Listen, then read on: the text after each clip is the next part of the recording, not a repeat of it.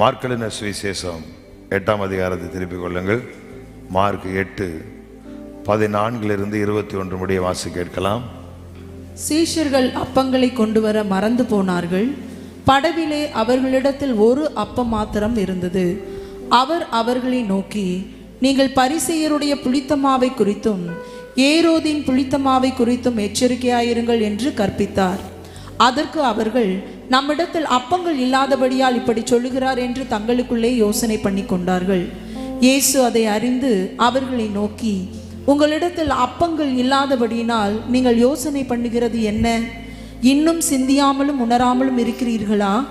இன்னும் உங்கள் இருதயம் கடினமாய் இருக்கிறதா? உங்களுக்கு கண்கள் இருந்தும் காணாதிருக்கிறீர்களா? காதுகள் இருந்தும் கேளாதிருக்கிறீர்களா? நினைவு கூறாமலும் இருக்கிறீர்களா? நான் 5 அப்பங்களை 5000 பேருக்கு பங்கிட்ட போது மீதியான துணிக்கைகளை எத்தனை கூடை நிறைய எடுத்தீர்கள் என்று கேட்டார். 12 என்றார்கள். நான் 7 அப்பங்களை 4000 பேருக்கு பங்கிட்ட போது மீதியான துணிக்கைகளை எத்தனை கூடை நிறைய எடுத்தீர்கள் என்று கேட்டார். 7 என்றார்கள். அப்படியானால் நீங்கள் உணராதிருக்கிறது எப்படி என்றார். பின்பு அவர் இந்த இடத்துல வரும் பொழுது ஆண்டவர் ஒரு காரியத்தை சீசர்களுக்கு அவர் போதிக்கிறார். அவர் வருகிற வழியிலே நிறைய அற்புதங்களை செய்து கொண்டே வருகிறார். அப்படி வருகிற பொழுது இந்த பரிசேய சைசர் வழக்கம் போலவே அவர் பின்னாடியே வந்து அவருடைய பேச்சிலே குற்றம் கண்டுபிடிக்கும்படி அவரை கேள்விகளை கேட்டுக்கொண்டே வருகிறார்கள். அப்படியோட சூழ்நிலை வரும் பொழுது தான் அங்கே சீசர்கள் எல்லாம் ஒரு இடத்துல போகும் பொழுது, எங்கே அப்படின்னா படவில் ஏறி அக்கறைக்கு போனார். அப்படி போகிற பொழுது ஒரு காரியத்தை சம்பாதித்து கொண்டே போகிறார். அதைத்தான் இந்த பகுதியிலே பார்க்கிறோம். 14ஆம் வசனத்தில் சீசர்கள் அப்பங்களை கொண்டு வர மறந்து போனார்கள், படவில் ஒரு இடத்தில் அப்பமாத்த இருந்தது அப்படிங்கிறார். அப்படின்னா நான் வாசிக்கிறேன் இந்த 14ஆம் வசனத்தில் இன்னொரு மொழிபெயர்ப்பில், அவர்கள் படகில் போகும்போது சீசர்களிடம் ஒரு அப்பம் மட்டுமே இருந்தது, அவர்கள் போதுமான அப்பங்களை கொண்டு வர மறந்து விட்டார்கள் அப்படின்னு சொல்லப்பட்டு. இப்போ அப்படிப்பட்ட சூழ்நிலையில் ஆண்டவர் அவரிடத்துல பரிசேயருடைய புளித்தமாவை குறித்து ஏரோதின் புளித்தமாவை குறித்தும் எச்சரிக்கை ஆயிருங்கள் என்று அவர்களுக்கு கற்பிக்கிறார். அப்படி போதிக்கிறாரு. ஏன்னா அந்த புளித்தமாவு, நீங்கள் பரலோக ராஜ்யம் புளித்தமாவுக்கு ஒப்பா இருக்கு, நமக்கு தெரியும். இன்னொன்று பரிசேய சைசேயருடைய புளித்தமா, ஏரோதனுடைய புளித்தமா அப்படிங்கிறார். அல்ல கவனிங்க, இப்போ இந்த புளித்தமா பரலோக ராஜ்யம் புளித்தமாவுக்கு ஒப்பா இருக்கு. இப்போ அதுவும் நம்முடைய வாழ்க்கையை முழுவதுமாய் ஆக்கிரமிக்க முடியும். அதே போல இந்த பரிசேய சைசேயர் ஏரோதனுடைய புளித்தமா இருக்கு பாருங்களா, சந்தேகம், அவநம்பிக்கை, இப்படிப்பட்ட காரியங்கள் எல்லாம் அது என்ன செய்யும் அப்படின்னா நம்மளை புளிக்க பண்ண முடியும். இவனுக்கு வேலை என்ன அப்படின்னா குற்றம் கண்டுபிடிச்சிட்டே இருப்பானுங்க. ஒரு மனிதன் குற்றம் கண்டுபிடிக்கிறவனா இருப்பானால் அதுவும் அவனுடைய வாழ்க்கையை முழுவதுமாய் புளித்து போக பண்ண முடியும். 2 சேர்ந்து வேலை செய்யாது. ஒன்று, எதற்கு நாம் இடம் கொடுக்கிறோமோ அது 2க்கு நம்ம இடம் கொடுக்க முடியாது. ராஜ்யமும் வேலை செய்ய முடியாது, இதுவும் வேலை செய்ய முடியாது. ஒன்று ராஜ்யம் வேலை செய்யணும், இல்லைன்னா இது வேலை செய்ய சொல்லாங்களேன். ஒரே ஊற்றுக்கள் இருந்து தித்துப்பு கசப்பான நீர் ஊற்று சுரக்குமா அப்படிங்கிறாரு. அப்படியே என்னதான் வரும்? ஒரு ஊற்றுல இருந்து ஒரு நீர் ஊற்று தான் வரும். அப்ப ஏதாவது ஒன்று தான் நமக்குள்ள இருந்து வர முடியும் அப்படிங்கிறத சொல்றாரு. அப்ப நம்முடைய வாழ்க்கையில நாம் எதை அதிகமாய் யோசிக்கிறோம், எதை அதிகமாய் நம்முடைய வாழ்க்கையில உணர்கிறோமோ அது நம்முடைய வாழ்க்கையை ஆக்கிரமிக்க ஆரம்பிக்கும். அவ பரலோக ராஜ்யம் புளித்தமாக ஒப்பா இருக்குன்னா பரலோக ராஜ்யம் எப்படிப்பட்டது, எப்படிப்பட்ட வாழ்வை எனக்கு வைத்திருக்கிறது, இயேசுவை ஏற்றுக்கொண்டதினால் எனக்கு உண்டாகிற நன்மைகள் என்ன அப்படிங்கிறத யார் ஒருவர் சிந்தனை பண்ணி, யார் ஒருவர் இருதயத்தில் உணர்கிறார்களோ, யார் அதை அவர்கள் அதிகமாய் அதை அனுபவிக்கிறார்களோ அவர்கள் வாழ்க்கை அப்படியாகவே மாற ஆரம்பிக்கும். நாம என்ன செய்யறோம் அப்படின்னா இதை குறித்து அக்கறையே படுறதில்லை. ஆனா ஆண்டவரை தேடுறோங்கிற பேர்ல அற்புதங்களை எதிர்பார்க்கிறோம், அதை எதிர்பார்க்கிறோம். அதனால மக்கள் என்ன செய்யறாங்கன்னா இங்கே இல்லாட்டினா அங்கே, அங்கே இல்லாட்டினா அங்கே, இப்படி ஒவ்வொரு கூட்டங்களாக டிராவல் ஆகுறாங்க. எங்கேயாவது போனால் எதாவது நடந்துருமா அப்படின்னு சொல்லி. நான் கடன் பாரத்தோடு வந்தேன் அப்படின்பாங்க. கடன் தீர்ந்துச்சு அப்படின்னா பாரம் தீர்ந்துருக்குன்னு சொல்லுவான். சும்மா அதெல்லாம் ஒரு உணர்ச்சி, ஒரு உணர்வு காரியங்கள். அப்போ அந்த கடன்கிற பாரமே இல்லாமல் போயிருச்சு அப்படின்னு போவான். ஆனால் வீட்டுக்கு போனோன்னு திரும்பி வரும். அது இப்படி நிறைய காரியங்கள் ஜனங்கள் தவறாக வழிநடத்தப்படுகிற ஒரு காரியம்.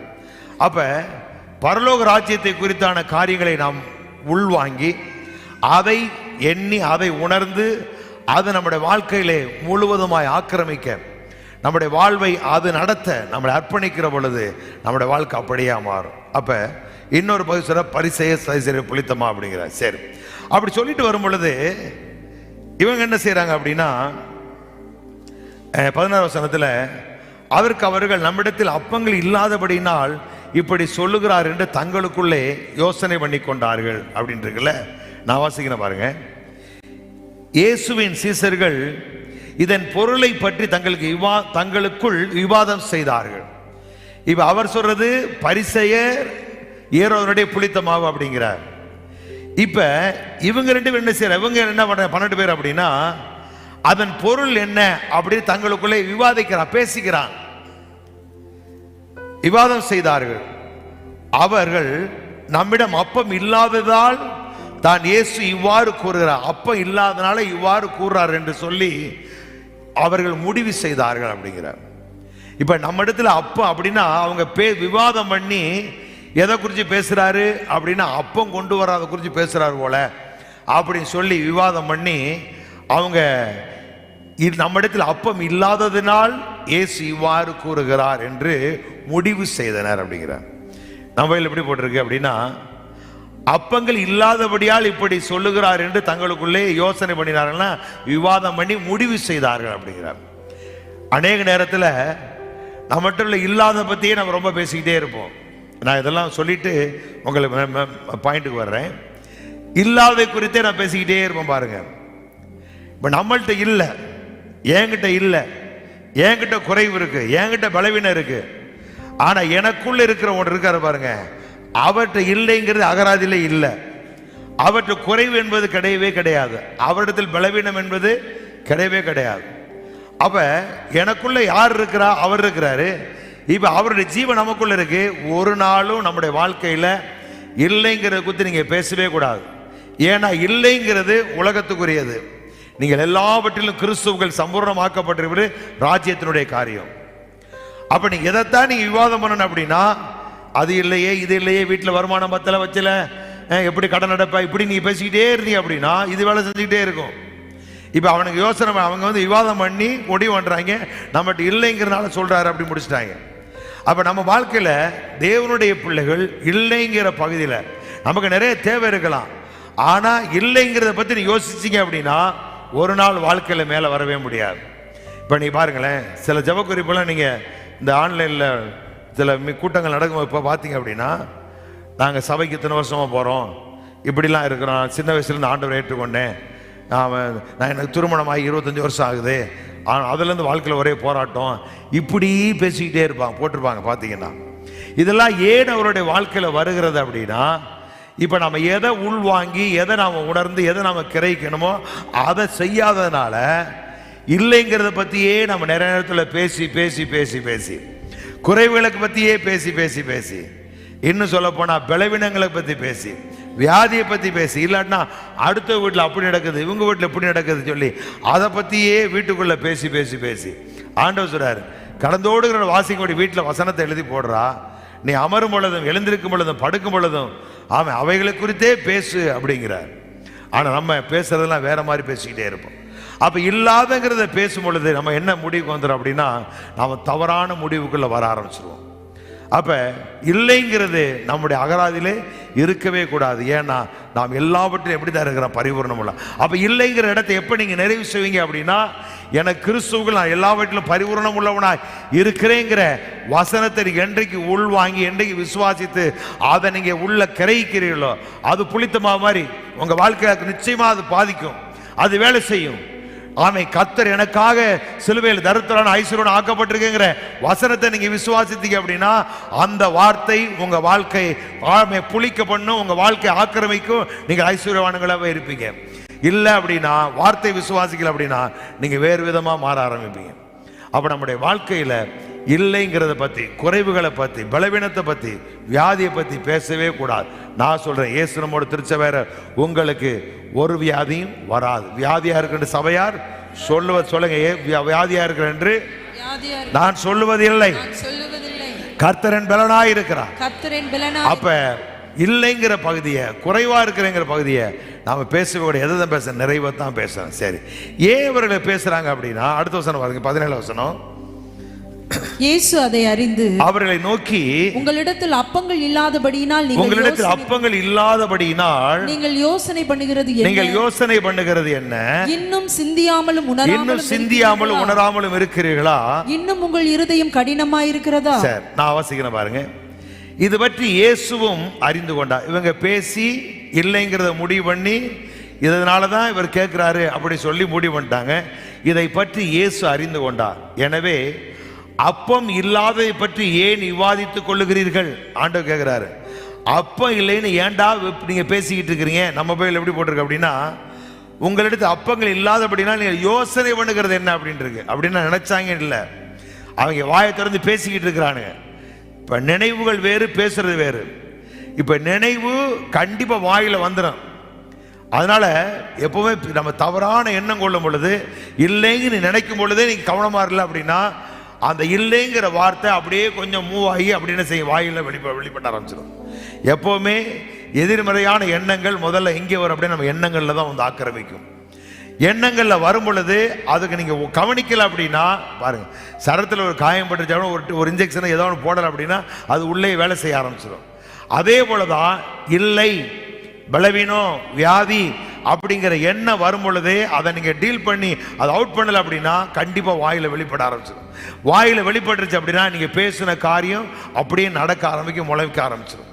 அப்ப நம்முடைய வாழ்க்கையில ஆண்டவர் சொல்றாரு, இதை இல்லாதை பற்றி ஏன் விவாதித்துக் கொள்ளுகிறீர்கள்? உங்களால் இன்னும் உண்மையை, நம்ம போய் எப்படி போட்டிருக்கு அப்படின்னா, இன்னும் சிந்தியாமலும் உணராமலும் இருக்கிறீர்களா அப்படின்ட்டு. நான் வாசிக்கிறேன் பாருங்க. உங்களால் இன்னும் உண்மையை பார்க்கவோ புரிந்து கொள்ளவோ முடியவில்லையே அப்படிங்கிறார்.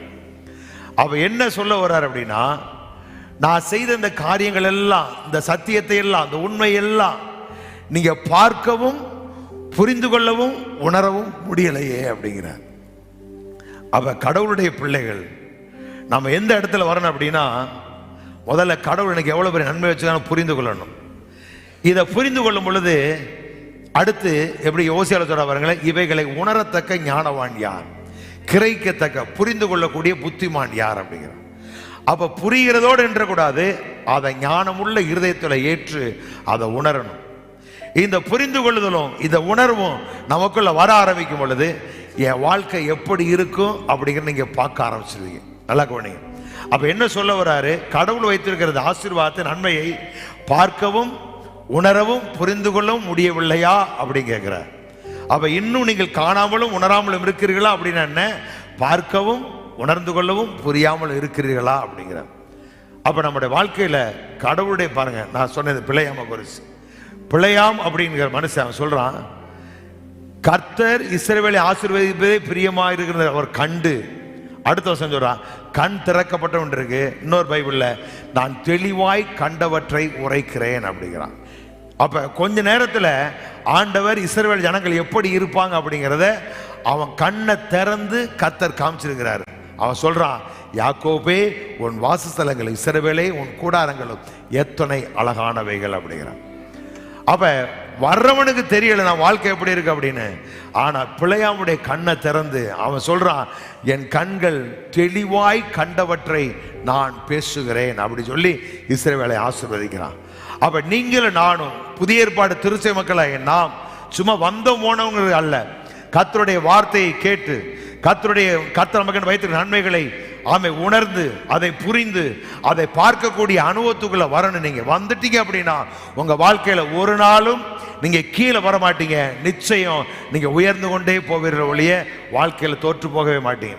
நம்முடைய எல்லா முற்பிதாக்கள், பழைய ஏற்பாடு பரிசுத்தவான்கள் எல்லாரும் ஆண்டவர் அழைக்கும் பொழுது வார்த்தையை கொடுக்கிறார், சொப்பனத்தை கொடுக்கிறாரு, அழைக்கிறாரு. அவனுக்கு மண்டையில பூரா என்ன இருந்துச்சு அப்படின்னா அதையே குறித்து யோசிச்சுக்கிட்டே இருந்தான், அதை குறித்தே பேசிக்கிட்டு இருந்தான். ஆண்டவர் எல்லாம் அப்படிதான் ஆபிரகாம் சொன்ன மாதிரி அவனை கொண்டு வந்து ஆசீர்வதிச்சார். யோசேப்புக்கு ஒரு சொப்பனத்தை காமிக்கிறார், அப்படியே அவன் வாழ்க்கை மாறிடுச்சு. ஒட்டுமொத்த தேசம் கை எதிர்பார்க்கக்கூடிய அளவுக்கு வந்துருச்சு. அப்ப இதெல்லாம் எப்படி கடவுள் இப்படி சொன்னார், என் வாழ்க்கை இப்படி நடக்கும் அப்படிங்கிறத உணர்ந்து அதையெல்லாம் பார்த்தார்கள். வேறு சொல்லு, ஆபிரகாம் எல்லாம் அதை பார்த்து எப்படி சொல்ற பாருங்க. ஏசுறார், என்னுடைய நாளை காண ஆபிரகாம் ஆசையா இருந்தா கண்டு களி கூர்ந்தான் அப்படிங்கிறார். அப்ப இயேசு கிறிஸ்து மூலம் உலகம் மீட்கப்பட போது மீட்கப்பட எல்லாரும் என் மூலம் ஆசீர்வதிக்கப்பட போறாங்கிறத ஆபிரகாம் அங்கேயே பார்த்துட்டான். காரணம் என்ன? அவன் விசுவாசித்து அதை உணர்ந்து கொண்ட விளைவு என்ன, எதிர்காலம் எப்படி இந்த உலகம் இருக்கு அப்படிங்கிறத அவன் ஆவிக்குரிய கண்களால் பார்த்ததான் எபிரேயர் சொல்றார், அங்கே சொல்றார், ஏசு சொல்றார். அப்ப நம்முடைய வாழ்க்கையில கடவுளுடைய காரியங்களை கேட்டு புரிந்து கொண்டு உணர்ந்து அதை பார்க்கிற அனுபவத்துக்குள்ள அதான் சொல்றாரு, நீங்கள் இன்னும் பார்க்காமலும் உணராமலும் புரிந்து கொள்ளாமலும் இருக்கிறீர்களா அப்படிங்கிறார். அப்படின்னா உங்க இருதயம் அதோட கடினம் ஆயிடுச்சா அப்படிங்கிறார். இவங்கெல்லாம் யாரு? கூடவே வருகிற ஆட்கள், வாழ்வருகிற வார்த்தைகள் முன்னதெல்லாம் உண்டு அப்படின்னு சொன்னவர்கள். மருவமலையில இருக்க பொழுது அவருடைய முகம் மருவமாவதை வெண்மையாவது பிரகாசிக்கிறதையெல்லாம் கண்டவர்கள். இப்ப இதெல்லாம் பார்த்து எல்லாம் செஞ்ச ஆட்கள் இப்ப இந்த இடத்துல வரும் பொழுது அதை புரிந்து கொள்ளாதனால ஆண்டவர் சொல்றாரு, உங்கள் இருதயத்தில் என்ன புரிந்து கொள்ள, அந்த அளவுக்கு உங்கள் இருதயம் கடினமாகி விட்டதா அப்படிங்கிறார். அப்படி சொல்லிட்டு சொல்றாரு. அடுத்த வசனத்தை வாசிங்களேன். நான் 5 அப்பங்களை 5000 18 வசனம். உங்களுக்கு கண்கள் இருந்தும் காணாதிருக்கிறீர்களா, காதுகள் இருந்தும் கேளாதிருக்கிறீர்களா, நினைவு கூறாமலும் இருக்கிறீர்களா? நான் 5 அப்பங்களை 5000 பேருக்கு பங்கிட்ட போது மீதியான துணிக்கைகளை வாசிக்கிறேன் பாருங்களேன். உங்களுக்கு கண்கள் இருந்தும் காண முடியாமல் இருக்கிறீர்களா, காதுகள் இருந்தும் கேட்க முடியாமல் இருக்கிறீர்களா? நான் இதற்கு முன்னால், நான் இப்ப உங்கள்கிட்ட பேசிக்கிட்டதுக்கு முன்னாக செய்தவற்றை நினைத்து பாருங்கள். நான் என்னெல்லாம் செஞ்சேன் அதெல்லாம் நினைச்சு பாடுறா அப்படிங்கிறார். நம்மிடம் போதுமான அப்பங்கள் இல்லாத போது என்ன செய்தேன் அப்படி சொல்லிட்டு ஒரு கேள்வி கேட்கிறாரு. 5 அப்பங்களை 5000 பேர், மார்க் 6ல் போனீங்கன்னா 5 அப்ப காரியம் வருது. 5 அப்பங்களை 5000 மக்களுக்கு நான் பங்கிட்டு கொடுக்கவில்லையா? உண்டு மீதியான அப்பங்களை எத்தனை கூட நிறைய எடுத்தீர்கள் என்று நினைத்து பாருங்கள் அப்படிங்கிறார். உடனே அது சீசர்கள் சொல்றாங்க, நாங்கள் மீதியான உணவுப் பொருட்களை 12 கூடைகளில் நிரப்பினோம் என்றார்கள். அடுத்து 20 வசனத்துல, மேலும் இயேசு, நான் 7 அப்பங்களை 4000 மக்களுக்கு பங்கிட்டு கொடுத்ததை நினைத்து பாருங்கள். அப்போது எஞ்சிய உணவுப் பொருளை எத்தனை கூடைகள் நிறைத்து வைத்தீர்கள் என்று கேட்டார். அதற்கு சீசர்கள், அவற்றை 7 கூடைகள் நிறைத்து வைத்தோம் என்றனர். இயேசு அவருடைய 21 வசனத்தை போடுங்க. அப்படியானால் நீங்க உணராமல் இருக்கிற அப்படின்னு முடிச்சிருக்கல, நான் வாசிக்கிறேன் பாருங்க. எப்படி விளக்கம் கொடுத்திருக்காருன்னா, இயேசு அவர்களிடம், நான் செய்தவற்றை எல்லாம் நினைவில் வைத்துள்ளீர்கள். நல்ல கவனிங்க. இயேசு அவர்களிடம், நான் செய்தவற்றை எல்லாம் நினைவில், 5 அப்பத்தையும் 5000 பேருக்கு போதித்ததையும், அடுத்து 7 அப்பத்தை கொண்டு போதித்ததையும் எல்லாம் நீங்க நினைவுல வச்சிருக்க, நினைவுல இருக்கு, நினைவில் வைத்திருக்கிறீர்கள், நினைவில் வைத்துள்ளீர்கள். ஆனால் இன்னும் உங்களால் புரிந்து கொள்ள முடியவில்லையா என்றார். அவ இன்னும் உங்களால, நீங்க நினைவுல இருக்கு, அதை இன்னும் உங்களால புரியலையே, உணரலையே அப்படிங்கிறார். அப்ப இந்த புரியாமலும் உணராமலும் அதை பார்க்க முடியாமல் போகிறது என்ன அப்படின்னா, நம்முடைய இருதய கடினம். இந்த ஒரு மனிதனுடைய வாழ்க்கையில இருதய கடினம் அப்படிங்கிற உண்டாயிடுச்சு அப்படின்னா எந்த நன்மையும் நான் பெற்றுக்கொள்ளவே முடியாது. ஒண்ணு நடக்கவே நடக்காது வாழ்க்கையில. ஏன் அப்படின்னா நம்முடைய இருதயம் தான் நம்முடைய வாழ்க்கையை தீர்மானிக்கிறது. எப்படி வசனம் சொல்லுது, என்னை விசுவாசிக்கிற உள்ளத்திலிருந்து ஜீவ தண்ணீர் உள்ள நதிகள் பாய் அப்படின்னா வாழ்வு தருகிற ஊற்று அப்படிங்கிற. நம்முடைய இருதயம் ஒரு ஊற்றுக்கு ஒப்பாக சொல்றார். இன்னும் சொல்றார், நம்முடைய இருதயம் நல்ல நிலமாக இருக்கிறது அப்படிங்கிறார். ஒரு நிலம், ஒரு விதைக்கிறவன் எப்படி விதை எடுத்து நிலத்தில் விதைக்கிறானோ அதே போன்று அப்படிங்கிறார். அப்ப நிலம் எது? நம்முடைய இருதயம் தான் நிலம். அப்ப நம்முடைய இருதயத்தில் என்ன இருக்கோ அதான் என்னுடைய வாழ்க்கையாக மாறும். எதை நான் உணர்ந்து எதை நான் பார்க்க ஆரம்பிக்கிறேனோ அதுதான் என்னுடைய வாழ்க்கையா இருக்கு. நல்லா கவனிங்க. அற்புதம் அப்படிங்கிறது வேறு, ஆண்டவருடைய ஆசீர்வாதத்தை அறிந்து புரிந்து உணர்ந்து கொள்கிறது வேறு. அற்புதங்கிறது நம்முடைய வாழ்க்கையில தேவையான நேரத்தில் அது நடக்கும். ஆனா இன்றைக்கு அநேக நேரத்தில் அற்புதங்களை எதிர்பார்த்து நாம் தோற்று போகிற காரணம் என்ன அப்படின்னா, உள்ள ஒண்ணு இருக்கு, வெளியில ஒண்ணு இருக்கு. அப்ப நம்ம தேவன் எப்படிப்பட்ட காரியங்கள் நமக்கு வைத்திருக்கிறார் அப்படிங்கிறத அறிந்து உணர்ந்து பார்க்க ஆரம்பிக்கும் பொழுது நம்முடைய வாழ்க்கையில அனுதினமும் அற்புதத்தை நாம் பெற்றுக்கொள்ளலாம். அல்லது அற்புதத்திலே நீங்க வாழ்ந்துகிட்டே இருக்கலாம். எங்கள் சுகம் உங்களுக்கு அற்புதமா நடந்து கொடுக்கப்பட்டுட்டே இருக்கும்.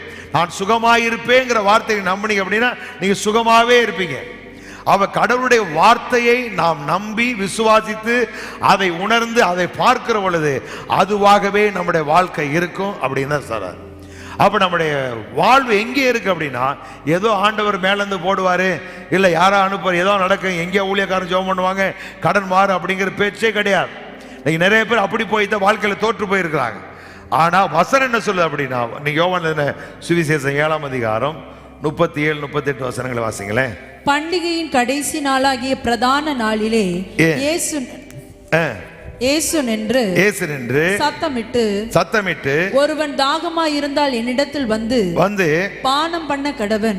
வேத வாக்கியம் சொல்லுகிறபடி என்னிடத்தில் விசுவாசமாய் இருக்கிறவன் எவனோ அவன் உள்ளத்திலிருந்து ஜீவ தண்ணீருள்ள நதிகள் ஓடும் என்றார். ஜீவ தண்ணீருள்ள நதிகள் வாழ்வுதரும் ஆறு ஓடும் அப்படிங்கிற. அப்படின்னா வேத வாக்கியம் என்ன சொல்லுகிறது? ஏசாயா 12:3 போங்க. நீங்கள் இரட்சிப்பின் ஊற்றுகளிலிருந்து மகிழ்ச்சியோடு தண்ணீர் மொண்டு கொள்வீர்கள். சொல்றாரு, உனது தண்ணீரை இரட்சிப்பின் ஊற்றிலிருந்து பெற்றுக்கொள், பிறகு நீ மகிழ்ச்சியாய் இருப்ப அப்படிங்கிற. இந்த வசனத்தை தான் இயேசு அங்கே கோட் பண்றாரு. என்னை விசுவாசிக்கிற உள்ளத்திலிருந்து ஜீவ தண்ணீரை செய்யும்.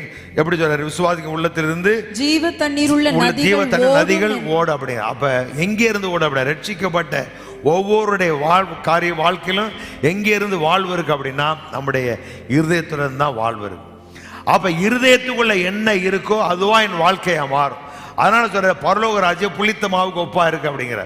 அப்ப பரலோக ராஜ்யம் சொல்றதை கேட்டு அதை விசுவாசித்து அதை நாம் நம்முடைய வாழ்க்கையில புரிந்து கொண்டு உணர்ந்து கொண்டு அதையே நம்ம நினைப்போம் அப்படின்னா அதுவாகவே என் வாழ்க்கை மாறும். நம்ம என்ன செய்யணும் தெரியுமா? வீட்டை கட்டணும்னா ஜெபம், ஏதாவது கல்யாணம் முடிக்கிறா ஜெபம். அப்ப ஜெபிக்க கூடாதா அப்படின்னா ஜெபிக்கிறேன் பாருங்க. நிறைய பேர் சொல்லியிருக்கிறேன் உங்களுக்கு. கல்யாணம் என் மக கல்யாணத்துக்கு உபவாசம் போட்டேன் அப்படின்னு சொல்லுவாங்க. நிறைய சாட்சியில் பார்த்துருக்கீங்களா? நீங்க அந்த சாட்சி ஒன்று ஆட்களை பொருளை பின்னாடி போய் விசாரிச்சு பாருங்க என்ன இருக்கு அப்படின்னு பாருங்க. அப்ப உபவாசம் போட்டேன், ஜெபம் பண்ணேன், வீட்டை கட்டேன் இப்படி சொல்லிட்டே இருப்பாங்க இல்லையே. கடைசி பின்னாடி பார்த்தா பெரிய பிரச்சனைல சிக்கிட்டு உட்காந்து ஒன்று லோனை போட்டு கட்டிட்டு கட்ட முடியாது உட்காந்து தவச்சுக்கிட்டு உட்காந்துருப்பான். இப்படி நிறைய காரியங்கள் நடக்கும். ஆனா வார்த்தைன்னு ஒன்று இருக்கு பாருங்க. இந்த வார்த்தையை நீங்க என்ன விசுவாசிக்கிறீங்களோ சகல ஜனங்களை பார்க்கலாம் கர்த்தரை மேன்மையை வைப்பாரு நம்பினீங்க அப்படின்னா அதுபடியும் உங்க வாழ்க்கை என்ன செய்ய நடந்துகிட்டே வாழ்க்கையில வர வர வர வர நீங்க விருத்தி அடைந்து கொண்டே இருப்பீங்க, பெருகி கொண்டே இருப்பீர்கள். உங்க வாழ்க்கையில ஆசீர்வாதத்தை சுதந்திரித்து கொண்டே இருப்பீங்க. உங்க வாழ்க்கையில எல்லாம் உங்களை தேடி வர ஆரம்பிக்கும். ஏன்னா உங்களுக்குள்ள இருக்கிற அந்த இருதயத்தில் இருக்கிற அந்த வார்த்தை குறித்தான விசுவாசம், புரிந்து கொள்ளுதல், அது என்ன செய்யும் அப்படி சொல்ல பாருங்களேன். விசுவாசம் என்ன அப்படின்னா தன் பக்கமாக நன்மைகளை இழுக்கிற ஒரு சக்தி அப்படிங்கிறான். அப்ப நமக்குள்ள என்ன இருக்கோ அது அந்த என்ன செய்யுது வெளியிலேருந்து அதை அப்படி இழுக்கும். என் கரம் ஆள் அப்படின்னா உங்க கரம் அப்படியே நடக்க ஆரம்பிக்கும். நீங்க நான் விருத்தி அடைவேன் அப்படின்னா நீங்க கட்டாய விருத்தி அடைவேன். நானே பாருங்க என் பிள்ளைகள் எப்படி என் பிள்ளைகளுடைய சமாதானம் பெரிதா இருக்கு நம்பினீங்க அப்படின்னா அப்படியே வாழ்க்கை இருக்கும். ஏன்னா வார்த்தை உங்க வாழ்க்கையில் அப்படியே அது கொண்டு வரும். அப்ப நம்முடைய இருதயத்தை தான் நம்ம என்ன செய்யணும் கவனிக்கணும். அப்ப இருதயத்துல அது இல்லை அப்படின்னா வாழ்க்கையில் ஒண்ணுமே பண்ண முடியாது. சொல்றாரு வாழ்வு தருகிற ஊற்று ஜீவ தண்ணீர் நதி தண்ணீர் உள்ள நதிகள் ஓடும் அப்படிங்கிறார். அப்படி சொல்லிட்டு சொல்றாரு. 4ஆம் சேர்றாரு யோவான் எழுதின 4க்கு வாங்க 4:13-14 வாசிங்க வேகமா. இயேசு அவளுக்கு பிரதியுத்தரமாக இந்த தண்ணீரை குடிக்கிறவனுக்கு மறுபடியும் தாகம் உண்டாகும். நான் கொடுக்கும் தண்ணீரை குடிக்கிறவனுக்கு ஒரு காலம் தாகம் உண்டாகாது. நான் அவனுக்கு கொடுக்கும் தண்ணீர் அவனுக்குள்ளே நித்திய ஜீவகாலம். அப்படின்னா உங்க வாழ்நாள் முழுவதும் உங்களுக்குள்ளே ஊறுகிற நீரூற்றாய் இருக்கும் அப்படிங்கிற. அப்ப வாழ்வு எங்க இருந்தா உங்களுக்குள்ள வருது அப்படின்னா உங்களுடைய இருதயத்தில் இருந்து. அப்ப இஸ்ரவேல் ஜனங்கள் எல்லாரும் ஆண்டவருடைய வார்த்தையை நம்பி புறப்பட்டு வந்தாங்க. ஆனா அந்த வார்த்தையில அந்த நம்பிக்கையில இறுதி வரை நிலைச்சு நிற்காதனுடைய விளைவு என்ன அப்படின்னு பின்னாடி அதெல்லாம் மாறி போச்சு. அப்ப நம்முடைய வாழ்க்கையில நம்முடைய வாழ்வு எங்கே இருக்கு அப்படின்னா நம்முடைய இருதயத்துல தான் இருக்கு. அப்ப நம்ம இருதயம் ஒரு நாள் கடினப்பட்டு போவதற்கு இடம் கொடுக்கவே கூட பாரு. இல்லைங்கிற யோசிச்சு அப்படின்னா ஒரு நாள் உங்கள் வாழ்க்கை அற்புதத்தை பெற்றுக்கொள்ளவே முடியாது. நான் இப்படி ஆயிட்டேனே அப்படி நினச்சிங்க அப்படின்னா ஒரு நாள் உங்கள் வாழ்க்கையில் மாற்றம் வரவே வராது. அதையெல்லாம் தகர்த்து எறிந்து கடவுள் என்னை மேன்மையாக வைப்பார், கடவுள் என்னை நல்லா வைப்பார், நான் நல்லா இருப்பேன், அவர் சொல்லியிருந்தபடி என்னை ஆசீர்வதிப்பார். இதையெல்லாம் நீங்கள் மனதில் வைத்து வாயை திறந்து வார்த்தையை பேசி பேசி உள்ள உங்களுக்குள்ளே இல்லைனாலும் பரவாயில்ல, வாயை திறந்து நீங்கள் பேசுங்க. பேசும்பொழுது என்ன நான் சொல்கிறேன், ஏற்கனவே பேசும்பொழுது என்ன நடக்கும், உங்கள் உள்ளத்தில் நீங்கள் அதை விதைக்கிறீங்க. அது உள்ளே விழுந்துருச்சு அப்படின்னா அது உள்ளுக்குள்ளே என்ன செய்யும், வேலை செய்ய ஆரம்பிக்கும். அப்போ நம்முடைய வாழ்க்கையில் என்னுடைய வாழ்க்கை எங்கே இருக்க, நம்முடைய இருதயத்தில் தான் இருக்குது. அங்கேருந்து தான் வாழ்வு புறப்பட்டு வரும். இதுதான் அவன் விசுவாச வாழ்க்கை. நம்ம நினைக்கிறோம் அவன் எங்கேயா போனால் எதாவது நடந்துடும் அப்படின்னு நினச்சிங்க அப்படின்னா நிறைய ஏமாந்துட்டோம். நிறைய காரியங்கள் அவன் மனிதர்களை நம்பி, தவறான போதலை நம்பி, உங்களுக்காக நான் இரவெல்லாம் ஜெபித்தேன், உங்களுக்காக நான் அதை பண்ணேன், உங்களுக்காக இதை பண்ணேன், இந்த கூட்டத்துக்காக 3 நாள் உபவாசத்து விசேஷமாக இருந்தேன், ஆண்டவர் உங்களை அப்படியே, இதெல்லாம் கதை. இதெல்லாம் போகிற புதுசாக போகிற குப்பனுக்கு சுப்பனுக்கு சரியாக வர விசுவாசிகளாய் நமக்கு அது சரியே வராது. அப்போ என்ன தேவை, உங்கள் விசுவாசம் தான் உங்களை வாழ வைக்கும். என்ன விசுவாசம் அப்படின்னா, கடவுள் என்னை குறித்து என்ன சொல்லி காக்கிறத நீங்கள் இருதயத்தில் நம்பி உங்கள் இருதயத்தை நீங்கள் அந்த விசுவாசத்தில் உங்கள் இருதயம் வளரும் பொழுது, அந்த விசுவாசத்தில் நீங்கள் பெருகும் பொழுது ஆட்டோமேட்டிக்காக வாழ்க்கை அப்படியே இருக்குது. அப்போ இருதயத்தை கொண்டு தூரமாக விட்டு அற்புதத்தை எதிர்பார்த்தீங்க அப்படின்னா ஒன்றும் நடக்காது. அது நடக்கிற மாதிரி தெரியும், வாழ்க்கை அப்படியே ஒன்றும் இல்லாமல் போயிடும். அதனால தான் எல்லா பேருமே இன்னைக்கு கீழே போயிட்டோம். அப்போ நம்முடைய வாழ்க்கையில் நம்முடைய இருதயத்தை குறித்து நாம் கவனமாக இருக்கும். ஒரு நாளும் நம்முடைய இருதயம் கவலையினால், வேதனையினால், அவிசுவாசத்தினால அவன் கடினமாகிறதுக்கு இடம் கொடுக்கவே கூடாது. ஏன்னா ஏன் நம்முடைய இருதயம் கடினமாக போகுது அப்படின்னா, அவன் சொல்லுது, இன்னும் நீங்கள் அறியாமலும் உணராமல் இருக்கலாம். இந்த அறியாமை அப்படிங்கிறது நம்முடைய இருதயத்தை கடினமாக்கும். இன்றைக்கி நிறைய பேருடைய வாழ்க்கையில் கடவுளை குறித்து அறியாதனால தான் சாதாரணமாக கடவுள் மேலே பழி போடுவான். ஏன்னா கடவுள் அடிச்சிடுவார், கடவுள் அப்படி பண்ணுவார், கடவுள் இப்படி பண்ணுவார். அப்படி இல்லை. அவர் ஒருவரையும் தண்டிக்கிறவர் அல்ல, ஒருவரையும் ஆமென் தள்ளி விடுவார் அல்ல. அவர் நல்ல தேவன். ஆமென். அவர் கர்த்தர் நல்லவர். ஆமென். அவர் ஒரு நாள் மாறவே மாட்டார். இன்னைக்கு நிறைய பேருடைய வாழ்க்கையில் அவரை குறித்தான அறிவு இல்லாதனால தான் நிறைய நேரத்தில் வாழ்க்கையில் எதுவுமே பெற்றுக்கொள்ள முடியாமல் போயிடுது. பாருங்கள், இஸ்ரவேல் ஜனங்க அவர் போதிக்கிற நாட்களில் பரிசேயர்கள் சதுசேயர்கள் எல்லாரோட அற்புதத்தை கண்டானு. நீங்கள் வசனத்தை வாசிங்களேன். மார்க் எழுதின சுவிசேஷம் 8ஆம் அதிகாரம் 10ஆம் வசனத்தில் வாசிங்க. உடனே அவர் தம்முடைய சீஷரோடே கூட படவில் ஏறி தல்முனத்தாவின் எல்லைகளில் வந்தார். அப்பொழுது பரிசேயர் வந்து அவரோடு தர்க்கிக்க தொடங்கி அவரை சோதிக்கும்படி வானத்திலிருந்து ஒரு அடையாளத்தை காண்பிக்க வேண்டும் என்று கேட்டார்கள். அவர் தம்முடைய ஆவியில் பெருமூச்சு விட்டு, இந்த சந்ததி அடையாளத்தை தேடுகிறது என்ன, இந்த சந்ததியாருக்கு ஒரு அடையாளமும் கொடுக்கப்படுவதில்லை என்று மெய்யாகவே உங்களுக்கு சொல்லுகிறேன் என்று சொல்லி அவரோட மறுபடி படவில் அக்கறைக்கு போனார். அப்படியே இந்த பரிசேயருடைய வேலை என்ன அப்படின்னா, ஆண்டவர் செய்ய அற்புதங்களை பார்க்குறாங்க, கண்ணார காண்கிறாங்க. அவர் என்னெல்லாம் இங்கெல்லாம் கூடவே போகிறாங்க. இன்னொன்று, இந்த 5 அப்போ அற்புதம் நடக்கும் பொழுதுலாம் அங்கே உட்காந்துருக்க 5000 புருஷர் உட்காந்து சாப்பிட்றாங்க. அதுலேயும் அவங்க இருந்திருக்காங்க. எல்லாத்தையும் பார்க்குறாங்க. அவர் அந்த 5 அப்பத்தை எடுத்து வானத்தை அண்ணாந்து பார்த்து பிதாவேன்னு சொல்லி கூப்பிட்டு ஸ்தோத்திரம் பண்ணி ஆசீர்வதிக்கும் பொழுது எல்லாம் பார்த்துக்கிட்டே இருக்கான். பிறவி குருடனை குணமாக்குறது பார்த்துக்கிட்டே இருக்காங்க. சப்பானி நடக்கிறத பார்த்துக்கிட்டே இருக்காங்க. இன்னும் போனால் சொல்கிறாரு, என்னை குறித்து வேதத்தில் எல்லாம் சொல்லப்பட்டிருக்கிற காரியங்களை, வசனத்தை நீங்கள் வேதத்தில் வாசிக்கவில்லையா அப்படிங்கிற காரியங்களை எல்லாம் அவருக்கு எடுத்து போதிக்கிறார். ஆனாலும் அவங்களால என்ன செய்ய முடியல, ஏற்றுக்கொள்ள முடியல. நீ வானத்திலிருந்து அடையாளத்தை காண்பிக்க வேண்டும் அப்படின்னு சொல்லி தான் சொல்லும் பொழுதுதான் பரிசேயருடைய புளித்தமாவை குறித்து எச்சரிக்கையா இருக்கு அப்படிங்கிற. அப்ப இவங்களால் அதை புரிந்து கொள்ள முடியல.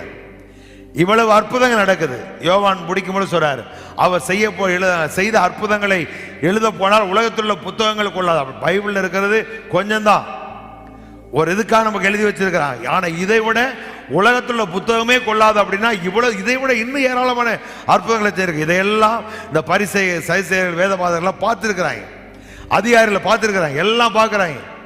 இயேசுவை பிடிக்க கூட பயப்படுறான். ஏன்னா அவர் யூதன் அப்படிங்கிறான். இன்னும் ஜனங்கள் அவரை தீர்க்கதரிசி நம்புகிறார்கள் அப்படிங்கிறார். அப்ப அதெல்லாம் தெரியுது, ஜனங்கள் தீர்க்கதரிசி சொல்றதெல்லாம் தெரியுது அவருக்கு.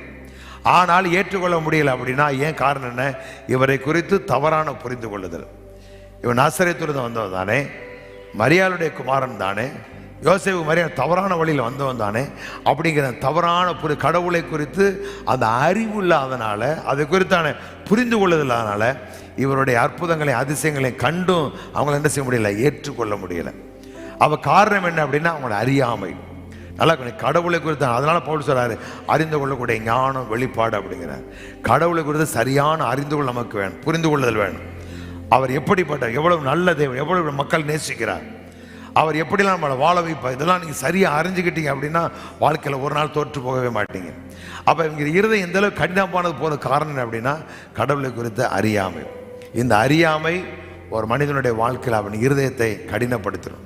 இன்றைக்கு நிறைய பேர் கடவுளை இன்னும் தப்பாக புரிஞ்சுக்கிட்டதுனால, இயேசுவை குறித்து சரியான அறிவு இல்லாதனால தான் இன்றைக்கு எல்லாமே அப்படியே வாழ்ந்துக்கிட்டு இருக்கோம். வியாதியோடு பலவீனத்தோடு சும்மா பேசுகிறான், வீட்டுக்கு பிரச்சனை இருக்குது, எல்லா வீட்லையும் பிரச்சனை இருக்குதான் ஜி அப்படிமா.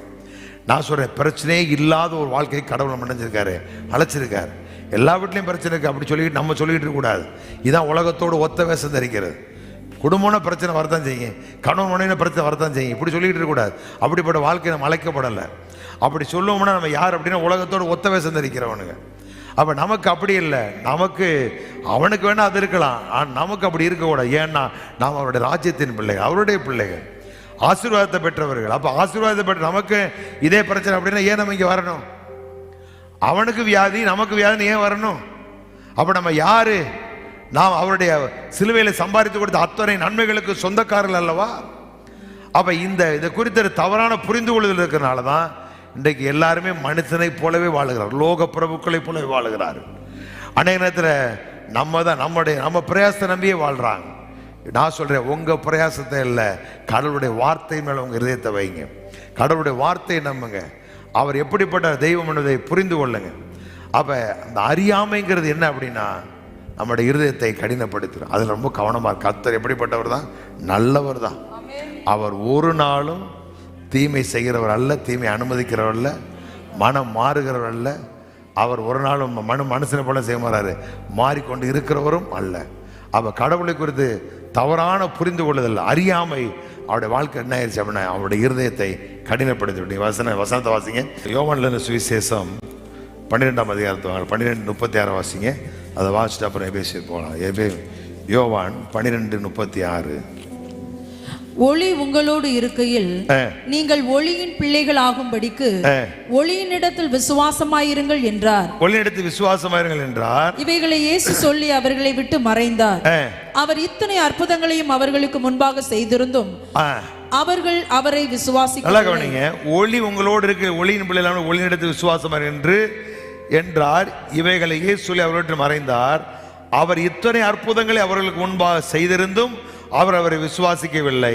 அடுத்து, கர்த்தாவே எங்கள் மூலமாய் கேள்விப்பட்டதை விசுவாசித்தவன் யார்? கர்த்தருடைய புயம் யாருக்கு வெளிப்பட்டது என்று ஏசாயா தீர்க்கதரிசி சொன்ன வசனம் நிறைவேறும்படி இப்படி நடந்தது. ஆகையால் அவர்கள் விசுவாசிக்க மாட்டாமல் போனார்கள். ஏனெனில் ஏசாயா பின்னும் அவர்கள் கண்களினால் காணாமலும் இருதயத்தில் உணராமலும் குணப்படாமலும் இருக்கும்படிக்கு நான் அவர்களை ஆரோக்கியமாக்காமல் இருக்கும்படிக்கும்.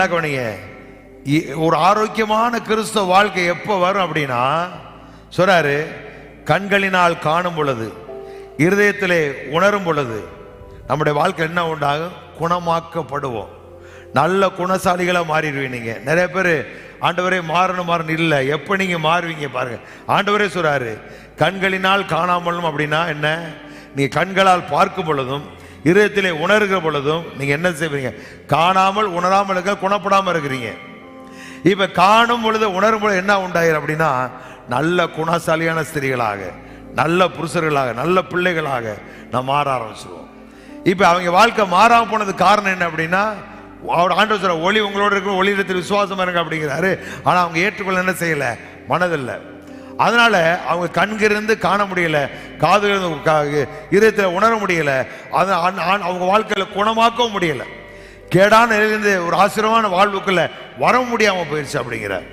அப்ப நம்முடைய வாழ்க்கையில அந்த அறிகிற அறிவு, தேவனை குறித்தான புரிந்து கொள்ளுதல், அவர் எப்படிப்பட்டவர் தான்? ஒரு நாளும் அவர் தீமை செய்கிறவர் அல்ல, தீமை அனுமதிக்கிறவர் அல்ல, அவர் நல்லவர் அப்படிங்கிறது வேற எந்த மாற்று கருத்து கிடையவே கிடையாது.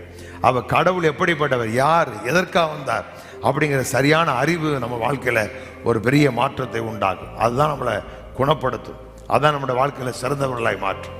அவ ஒரு நாளும் நம்முடைய இருதயத்தை கடினப்படுத்துறதுக்கு என்ன செய்ய இடம் கொடுத்துடவே கூடாது. தவறான காரியங்களை கேட்கவே கூடாது. உங்க வாழ்க்கையில விசுவாசத்தை உண்டாக்குற வார்த்தைகளை தான் நீ கேட்கணும் ஒழிய விசுவாசம் அற்று போகிற வார்த்தைகளை கேட்கவே கூடாது. தவறான போதனைகளை கேட்டீங்க அப்படின்னா உங்க வாழ்க்கை அது மாற, உங்களை இருக்கிறத வெளியே போயிடும். அப்ப கேட்கிற காரியங்கள் எதுவா இருக்கு? இயேசு எனக்கு யாரா இருக்க, நான் யார், அப்படிங்கிறத மட்டும் நீங்கள் கேட்டுக்கிட்டே இருப்பீங்க. அதை குறித்து யோசிங்க, அதை குறித்து பேசுங்க, அதை உணர்ந்து கொள்ளுங்க. உங்கள் வாழ்க்கையில் நீங்கள் குணப்படுவீர்கள். அது மாத்திரமல்ல, உங்கள் வாழ்க்கையில் ஆரோக்கியமான ஒரு கிறிஸ்தவ வாழ்க்கை வாழ ஆரம்பிச்சிருங்க. உங்கள் கண்கள் கடவுளுடைய மகத்துவங்களை காண ஆரம்பி. அப்போ அறியாமை அப்படிங்கிறது ஒட்டுமொத்த பரிசேய சரிசை வேதபாதகர் எல்லாருடைய இருதயத்தினை செஞ்சு கடினமாக்கிருச்சு. இந்த அறியாமையினால தான் இஸ்ரவேல் ஜனங்கள் எல்லாம் கர்த்தருடைய வார்த்தையை விசுவாசிக்க முடியாமல் போய் வனாந்தது நல்ல பேர் செத்து போயிட்டான். அப்போ நம்முடைய வாழ்க்கையில் அப்படி இடம் கொடுக்கவே கூடாது. சொல்ல பாருங்களேன், எபேசியருக்கு நிருபம் 4ஆம் அதிகாரம் 17-18 வசனத்தை வாசிங்கள். எபேசியர் 4:17-18. ஆதலால் கர்த்தருக்குள் நான் உங்களுக்கு சாட்சியாக சொல்லி எச்சரிக்கிறது என்னவெனில், மற்ற புறஜாதிகள் வீணான நடக்கிறது போல நீங்கள் நடவாமல் இருங்கள். அவர்கள் புத்தியில் அந்தகாரப்பட்டு தங்கள் இருதயம் அவர்கள் வீணான சிந்தையில் அப்படின்னா உலக சிந்திக்கிற மாதிரி அவன் சிந்திக்கிறான்.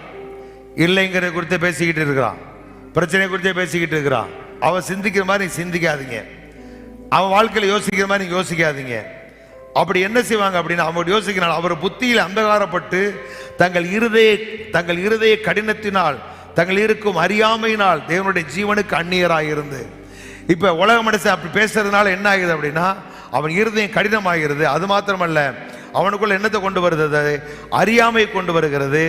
அதை என்ன செய்கிறது, தேவனுடைய ஆசீர்வாதத்துக்கு அந்நியர்களாய் மாற்றி விட்டுகிறது. அப்ப நம்முடைய வாழ்க்கையில தேவனை குறித்த அறிவு இல்லை அப்படின்னா ஒரு நாள் நம்முடைய வாழ்க்கை என்ன செய்ய முடியாது. நம்முடைய இருதயம் அறியாமன்னா இருதயம் கடினமாயிருச்சு, வாழ்க்கை அவன் பெற்றுக்கொள்ள முடியாது.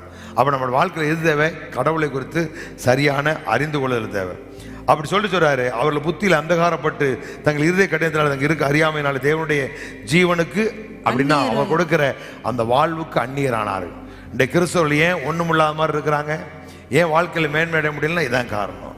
தங்கள் இருக்க அறியாமையினாலே ஆண்டவருடைய ஜீவனுக்கு அந்நியராக. அதனாலதான் தாங்கன்னு கேட்டுக்கிட்டு இருக்கிறேன். இல்லை, எல்லாம் என்னுடையது. சொல்லுங்க, அவருடையதெல்லாம் என்னுடையதா இருக்கிறது. எல்லாவற்றாலும் நிரப்பும்படி கிறிஸ்து எனக்கு தலையா இருக்கிறார். அப்ப நீ ஒரு இடத்துல நீ பைபிள் எடுத்து படிச்சு பாரு, ஒரு இடத்துலயாவது உங்களுக்காக நான் ஜெபிக்கிறேன், உங்க தேவையில கத்தை சந்திப்பார் கடவுள் பவுல் சொல்லி இருக்கிறாரா, பேதுரு சொல்லி இருக்கிறாரா, அல்லது ஏதாவது சபை ஒரு காரியத்தை ஜெபிச்சு பெற்றிருக்கிறா அப்படின்னு கேட்டா கிடையாது. அப்ப எல்லா இடத்தையும் சொல்றாரு, அவர் உங்களுக்கு குறைவை எல்லாம் கிறிஸ்து வழியாக நிறைவாக்குவார். அவர் தம்முடைய மகிமையின் ஐஸ்வர்யத்தை கொண்டு அவன் உங்கள் குறைவெல்லாம் கிறிஸ்து வழியாக அவருடைய தழும்புகளால் நீங்கள் சுகமானீர்கள். நீங்கள் கிறிஸ்து யாவற்றிலும் பரிபூர்ண சம்பூர்ணமுடையவர்களாய் இருக்கிறீர்கள், யாதொரு வரத்திலும் குறைவில்லாது இருக்கிறீர்கள். அப்படி அப்ப திருச்சபை, புதிய ஏற்பாடு திருச்சபை ஆவியானுடைய அபிஷேகத்தை பெற்று நாம் அவன் மகிமையின் கர்த்தர் நமக்குள்ள வாசமா இருக்கனால எல்லாம் நமக்கு கொடுக்கப்பட்டிருக்கிறது. அப்ப நீங்கள் நான் யாரு, பிள்ளைகள், சுதந்திரவாளிகள். அப்ப எல்லா உரிமை எனக்கு இருக்கிறது. நான் கேட்டு பெற்றுக்கொள்ளுகிறது இன்னொரு பகுதி. கேட்கறதுக்கு முன்பாக நான் கேட்டா பெற்றுக்கொள்ளுங்கிற போல விசுவாசம் நமக்குள்ள வரும். அது எப்போ வரும், வார்த்தையில தான் வரும். அப்ப நான் யாரு, நான் அந்நியன் அல்ல, நான் பரதேசி அல்ல, நான் தேவனுடைய பிள்ளையா இருக்கு, தேவனுடைய வீட்டாராக இருக்கிறேன். அப்ப நம்ம ஆட்கள் அந்நியரும் பரதேசி என்ன, பழைய ஏற்பாடு. அதுவும் என்ன சொன்னாங்க, அந்நிய பரதேசம் என்ன அர்த்தம் நான் சொல்லியிருக்கேன். அந்நிய பரதேசம் என்ன அப்படின்னா, இந்த வாழ்க்கை தற்காலிகமானது, இதில் மேலான ஒன்றை எதிர்நோக்கி இருக்கிறது அந்நியர் பரதேசிகள். அப்படின்னா பரதேசினா ஏதோ பிச்சைக்காரனா வாழ்றதுக்கு அல்ல, அந்நியர். அதுக்கு பரதேசிக்கு என்ன போட்டிருக்கு, ஃபாரினர் அப்படின்னு போட்டிருக்காங்க. அப்படின்னா இப்ப வாழுகிற வாழ்க்கை தற்காலிகமானது, இதிலும் மேலான ஒரு வாழ்வுக்காய் நான் எதிர்நோக்கி இருக்கிறேன் அப்படிங்கிறத எடுத்து காட்டுறதுக்கு தான் இந்த பூமியில் அந்த வார்த்தை சொல்லி வாழ்ந்தாங்களே ஒழிய இதுதான் எனக்கு நிரந்தரம் அப்படிங்கிறது இல்லை. அப்போ நான் சொல்கிறேன், இப்போ இருக்கிறது உங்களுக்கு நிரந்தரமான வாழ்க்கை இல்லை, இதிலும் மேலான ஒரு வாழ்வை கர்த்தர் உங்களுக்கு வைத்திருக்கிறார். அந்த வாழ்க்கையை தான் கர்த்தர் அழைச்சிருக்கிறார். அப்போ இந்த அறியாமைங்கிறது நம்முடைய இருதயத்தை கடினமாக்கிறேன், அது தேவனுடைய வைத்திருக்கிற வாழ்வுக்கு நம்மளை தூரமாக்கிறோம். இன்றைக்கு எல்லாரும் தூரமாக இருக்க மாதிரியே ஆண்டவரே தேவனை கை நோக்கிட்டு இருக்கா. இல்லை, அவர் எல்லாவற்றையும் நம்மக்கிட்ட கொடுத்துருக்கிறார். மரணமும் ஜீவன் நமக்குள்ளதான் இருக்கு, நம்ம வாயில தான் இருக்கு, நமக்குள்ளதான். நம்மளுடைய இருதயம் தான் ஊற்று, நம்முடைய இருதயம் தான் நிலம். இங்கிருந்து என்ன வருதோ அதான் நம்முடைய வாழ்க்கையில உண்டா. இன்னொரு காரியம், எதனால் நம்முடைய இருதயம் கடினப்படும் அப்படின்னா வேற சொல்லுது, பாவத்தின் வஞ்சனையினால். எபிரேயர் நிருபம் 3ஆம் அதிகாரம் 13ஆம் வசனத்தை வாசிங்களேன். உங்களில் ஒருவனாகிலும் பாவத்தின் வஞ்சனையினாலே கடினப்பட்டு போகாதபடி இன்று எண்ணப்படும் அளவும் நாடோறும் ஒருவருக்கொருவர் புத்தி சொல்லுங்கள். நாள்தோறும் ஒருவருக்கொருவர் புத்தி சொல்லுங்கள். நாம் ஆரம்பத்திலே கொண்ட நம்பிக்கையை முடிவு பரியந்தம் உறுதியாய் பற்றி கொண்டு வாசிக்கிறவர்களே, அந்த 13 வசனத்தை, உங்களுள் எவரும் பாவத்தால் ஏமாற்றப்பட்டு கடின உள்ளத்தினர் ஆகாதவாறு ஒவ்வொரு நாளும் இன்றே. அப்படின்னா இன்றைக்கு தான் நான் நன்மையை பெற்றுக்கொள்கிற நாள் அப்படின்னு எண்ணி ஒவ்வொரு நாளும் இன்றே நாளைக்கு இல்லை, இன்றே எண்ணி நாள்தோறும் ஒருவருக்கொருவர் அறிவு கூற கடவர். நான் இன்னொரு மொழி வாசிக்கிற பாருங்க. ஆனால் ஒவ்வொரு நாளும் ஒவ்வொருவருக்கும் உதவியாக இருங்கள். ஒவ்வொரு நாளும் ஒவ்வொருவருக்கும் உதவியாருங்கள். இன்று எனப்படும் நிலை இருக்கிற போதே இதை செய்யுங்கள். இன்றைக்கு அப்படிங்கிற இருக்கும்போது செய்யுங்கள். உங்கள் யாரும் பாவத்தால் முட்டாளாக்கப்படாதிருக்கவும் உறுதியாயிருக்கவும் இதை செய்யுங்கள் அப்படிங்கிறார். ஒவ்வொரு நாளும் கடவுளுடைய அற்புதத்தை எதிர்பார்த்து, அதிசயங்களை எதிர்பார்த்து, இன்றைக்கு தான் என் நாள், இன்றைக்கு என்னுடைய நாள் அப்படின்னு சொல்லி என்ன செய்யுங்க, வாழுங்க. ஒரு நாளும் பாவத்தினால் முட்டாளாக்கப்படாதீர்கள் அப்படிங்கிற. அப்படின்னா இருதயம் கடினப்பட்டுருச்சு, மனம் கடினப்பட்டுருச்சு அப்படின்னா எந்த நன்மையை பெற்றுக்கொள்ள முடியும். எதை சொல்லிட்டு வர்றாரு அப்படின்னா, கடவுளை எப்படிப்பட்ட வாழ்க்கை வச்சிருக்காரு சொல்லிட்டு வர்றாரு. சொல்லிட்டு வரும்போது இஸ்ரவேல் ஜனங்கள் எப்படி அதை பெற்றுக்கொள்ளாமல் போனாங்க, நீங்கள் அப்படி இருக்காதீங்க அப்படிங்கிறார். அப்போ இரண்டாவது இருதயத்தை கடினப்படுத்துறது எது அப்படின்னா, ரட்சிக்கப்பட்ட நம்முடைய வாழ்க்கையில மறுபடியும் தொடர்ந்து ஒரு காரியங்களை செய்து கொண்டே இருக்கும் பொழுது அது என்ன செய்யும், நம்ம வாழ்க்கையில நம்முடைய இருதயத்தை கடினப்படுத்தி விடும். அப்படி கடினப்படுத்த அப்படின்னா நாம் எந்த நன்மைகளையும் பெற்றுக்கொள்ளவே முடியாது. அவர் சொல்லிட்டு அடுத்த வசனத்தை வாசிங்க. நாம் ஆரம்பத்திலே கொண்டு நம்பிக்கையை முடிவறிந்தோம் உறுதியாய் பற்றி கொண்டிருப்போமாயில் கிறிஸ்துவினிடத்தில் பங்குள்ளவர்களாய் இருப்போம். நாம் ரட்சிக்கப்பட்ட பொழுது கடவுளின் ஆசீர்வாதங்கள் எத்தனை பேர் நம்பினீங்களோ அந்த நம்பிக்கையை முடிவறிந்தோம். அப்ப நம்ம வாழ்க்கையில வார்த்தையை நாம் முடிவறிந்த பற்றிக்கொள்ளும் அப்படின்னா வேற சொல்லுது, கிறிஸ்துவினிடத்தில் பங்குள்ளவர்களாக இருப்பீர்கள். நான் வாசிக்கிறேன் பாருங்களேன். இது எதற்காக, தொடக்கத்தில் நாம் கொண்டிருந்த நம்பிக்கையை தொடர்ந்து உறுதியாய் பற்றி கொண்டிருப்போமானால் நாம் அனைவரும் கிறிஸ்துவுடன் பங்குள்ளவர்களாக முடியும். ஆரம்பத்தில் கொண்ட நம்பிக்கை, கடவுளுடைய வார்த்தை குறித்தான விசுவாசம், அதை நான் தொடர்ந்து பற்றி கொள்ளும் அப்படின்னா கிறிஸ்து நமக்காக வைத்திருக்கிற எல்லா நன்மைகளிலும் நான் பங்குள்ளவர்களாக இருப்போம். ஏற்ற காலம் வரும் பொழுது வார்த்தை உங்கள் வாழ்க்கையில் ஒன்றா நடந்துக்கிட்டே இருக்கும். வர வர வர வர நீங்கள் பெருகிக்கொண்டே முன்னேறிக்கொண்டே விருத்தியாகிக்கொண்டே போவீர்கள். அப்போ நம்ம வாழ்க்கையில் என்ன செய்யணும் தேவை அப்படின்னா, கடவுளுடைய வார்த்தையை உறுதியாக, அந்த நம்பிக்கையை நாம் உறுதியாக பற்றி கொள்ளணும். ஒரு நாளும் பாவம் செய்து நம்முடைய இருதயம் மறுபடி கடினப்பட்டு போக இடம் கொடுக்கவே கூடாது. அடுத்து சொல்றாரு, இன்றவருடைய சத்தத்தை கேட்பவர்களாயில் கோமுட்டு நடந்தது போல உங்கள் இருதயத்தை கடினப்படுத்தாதீர்கள் என்று சொல்லி இருக்கிறதே. கேட்டவர்கள் கோமுட்டினவர்கள் யார்? மோசேயினால் எகிப்திலிருந்து புறப்பட்ட யாவரும் அப்படி செய்தார்கள் அல்லவா?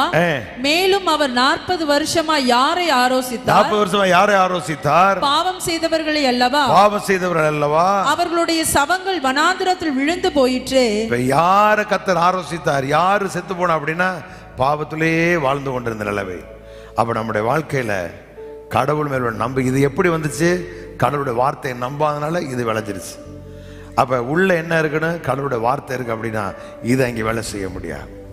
அப்போ நமக்குள்ள கடவுள் ரெண்டையும் நம்மகிட்ட கொடுத்துருக்காரு. நீங்கள் ஜீவனை தெரிந்து கொண்டு, ஆண்டு சொல்ல மரணமும் ஜீவனை உனக்கு முன்னாடி வச்சிருக்கிறேன், நீ தெரிந்து கொள்ள விட என்ன ஜீவனை அப்படி. அப்போ ஜீவனை தெரிந்து கொண்டு அதை நாம் உள்வாங்குவோம் அப்படின்னா அது நம்முடைய வாழ்க்கையில் ஒரு நாளும் இப்படிப்பட்ட வாழ்க்கை நிறைவேறதுக்கு இடம் கொடுக்கவே கொடுக்காது. ஏன்னா உள்ள என்ன இருக்கு, எனக்குள்ள தேவனுடைய ராஜ்யத்தை குறித்த அறிவு, தேவனை குறித்த புரிந்து கொள்ளுதல், அவர் எவ்வளவு நல்லவர், எவ்வளவு அன்புள்ளவர், எவ்வளவு இரக்கம் உள்ளவர், எனக்கு எப்படிப்பட்ட மேன்மையான வாழ்வு வச்சிருக்கார். இந்த அறிவு பெருக பெருக பெருக மற்ற காரியங்கள் நம்மளை விட்டு ஆட்டோமேட்டிக்காக என்ன செஞ்சிடறேன் அகன்றும். அது ஒரு நாள் நம்முடைய வாழ்க்கையில் மறுபடியும் அது உள்பிரவேசிக்க முடியவே முடியாது. அப்போ சொல்லிட்டு சொல்றாரு, பெண்ணும் இளைப்பாறுதல் பிரவேசிப்பது என்று அவர் யாருக்கு குறித்து அணையிட்ட கீழ்ப்படி யாரும் குறித்தல்லவா, அதனால் அவிசுவாசத்தினாலே அவர்கள் அதில் பிரவேசிக்க கூடாமல் போனார் என்று பார்க்கிறோம். அப்போ பாவத்தினுடைய வஞ்சனை, கடவுளுடைய வார்த்தையை உறுதியாக பற்றி கொள்ளாதனால பாவம் செய்யப்பண்ணு, பாவம் செஞ்சதுனால விளைவு என்ன, அவிசுவாச வாழ்க்கை வந்துச்சு, கதை முடிந்தது. அப்போ நம்முடைய வாழ்க்கையில் ஒரு நாளும் இந்த இருதயத்துக்கு கடினத்துக்கு இடம் கொடுத்துட கூட. நம்மளுடைய வேலை என்ன அப்படின்னா, கர்த்தருடைய காரியங்களை அறிந்து உணர்ந்து எப்படிப்பட்ட மேன்மையை கடவுள் வச்சிருக்கிறாங்கிறத நீங்கள் பார்க்கணும். நீங்கள் உணரணும். அப்படின்னா நீங்கள் எவன் தோலை நம்ப வேண்டியதில்லை, யாரையும் நீங்கள் பின்பற்றி போக வேண்டியதில்லை, யாராவது நமக்கு ஜெபம் பண்ணுவாங்க நீங்கள் எதிர்பார்க்க வேண்டியதில்லை. உங்களுக்குள்ளே இருக்க வாழ்வும் உங்களுக்குள்ளே தான் இருக்குது.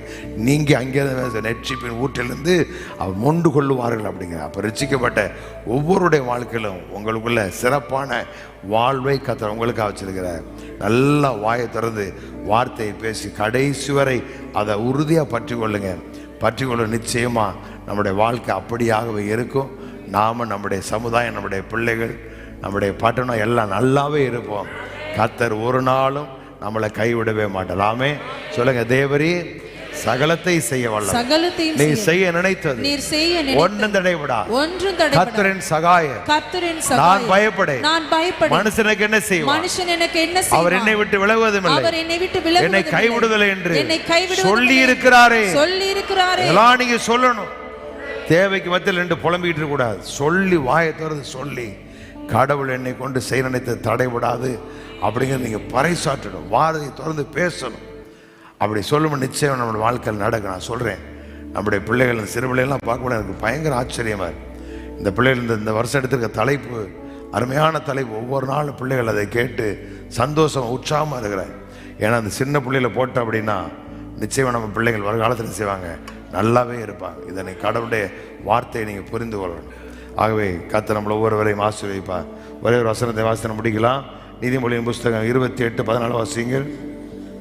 எப்பொழுதும் பயந்திருக்கிறவன் பாக்கியவான், எப்பொழுதும் பயந்திருக்கிறவன் பாக்கியவான். தன் இருதயத்தை கடினப்படுத்துகிறவனோ தீங்கில் விழுவான். தன் இருதயத்தை கடினப்படுத்துகிறவனோ அப்படின்னா நம்ம இருதயத்தை கடினப்படுத்தி வாழ்வோம். பாருங்க, ஆண்டவர் சொல்றாரு, நான் எதுக்காக வந்தேன் அப்படின்லாம் இஸ்ரவேலில் போதிக்கிறாரு. அதெல்லாம் பேற்றது பரிசெயரெல்லாம் சதிசெயரெல்லாம் மற்ற வேதவாதம் எல்லாருமே அதை உணராம இருதயத்து கடினத்துக்கே இடம் கொடுத்துட்டான். அப்படி இருதயம் வெண்ண சொல்ற நமக்கு தெரியாதா? அடேங்கப்பா பெரிய ஆளுக சொல் அப்படின்னா நம்ம பெரிய ஆள் அப்படின்னு நம்புவோம். ஆனால் கடவுள் என்ன சொல்றாங்கிறத நம்ம விட்டுருவோம். அவங்களாம் அப்படி தான் பார்த்தானுங்க. அவங்க சொல்கிறது தான் வேத வாக்காக இருந்துச்சு. ஒருத்தர் வந்து சத்தம் போடுறாரு, பரலோகராஜ் சமயமாயிருச்சு, டே மனந்திரம் போட அப்படிங்கிறாரு. எவனும் கேட்டுக்கிறவே இல்லை. அப்போ சொல்றாரு, வாழ்க்கையில் இந்த மாதிரி இருதயத்தை கடினப்படுத்துகிறவன் தீங்கிலே விழுவான். இப்படி சொல்றா பாருங்க. எப்பொழுதும் பயந்திருக்கிறவன் இருதயத்தை கடினப்படுத்துகிறவனோ தீங்கிலே விழுவான். அப்போ ஒரு நாள் நம்முடைய இருதயத்தை கடினப்படுத்த இடம் கொடுத்துறாரு. நிறைய நேரத்தில் அப்படி இடம் கொடுத்தா நான் பாதி நாட்களை தொலைச்சிட்டோம். நான் சொல்கிறேன், ஒருத்தரை கூப்பிட்டு, ஐயா உங்களுக்கு புரியலையா, அமைதியாக இருங்க, கடவுள் நல்லவர், அவர் பாடுகளுக்காக நம்மளை அழைக்கலை, நல்ல வாழ்வுக்காக நம்ம அழைச்சிருக்கிறாரு. என்ன அப்படின்னா அவங்களால ஏற்றுக்கொள்ள முடியல. இல்லை கிறிஸ்தவ வாழ்க்கை பாடு அப்படின்னு. யாரா சொன்னால் கிறிஸ்தவ வாழ்க்கை பாடுங்க? கிறிஸ்தவ வாழ்க்கை பாடுகள் அறிந்த வாழ்க்கையில் இல்லை. கிறிஸ்துவனை தான் வருது, ஆனால் அதையெல்லாம் வெற்றி கொள்ளத்தக்கதான பலத்தை கடவுள் நமக்குள்ள வச்சிருக்கிறார். அதைத்தான் நீங்கள் அறியணும். படிக்கிறதுக்கு முன்பாகவே எக்ஸாம் வச்சவன் எழுதுவான். முதல்ல நல்ல பாடங்களை கற்றுக் கொடுத்துட்டு அப்புறமா எக்ஸாம் வச்சுருங்க, அவன் அழகாக அடித்து ஓடியாந்துருவான். நம்ம பிள்ளைகள் நிறைய மார்க் எடுத்துருக்கு, எல்லாம் 500 தாண்டி 540 560, அதை சொல்ல மறந்துட்டேன். +2 எக்ஸாம் அந்த மார்க்கெல்லாம் நீங்கள் போகும்பொழுது பிள்ளைகள்கிட்ட கொடுத்துருங்க.